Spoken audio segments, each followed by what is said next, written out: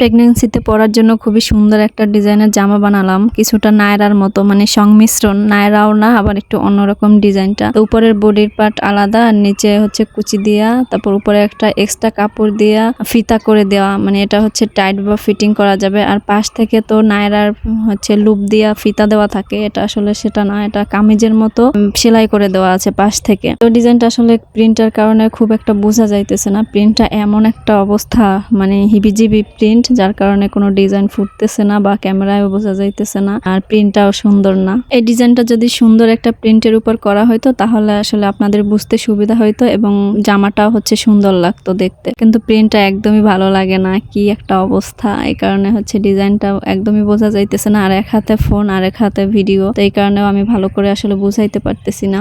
কোমরের এইখানে হচ্ছে এক্সট্রা কাপড় দিয়ে পট্টি দিয়ে যাতে ফিটিং করতে পারে ওরকম ভাবে দেওয়া, আর পাশ থেকে হচ্ছে কামিজের মতো সেলাই দেওয়া, মানে এক কথায় হচ্ছে কামিজের মতো ফরক বা নায়রা, কামিজের মতো নায়রা হয়ে গেল আর কি।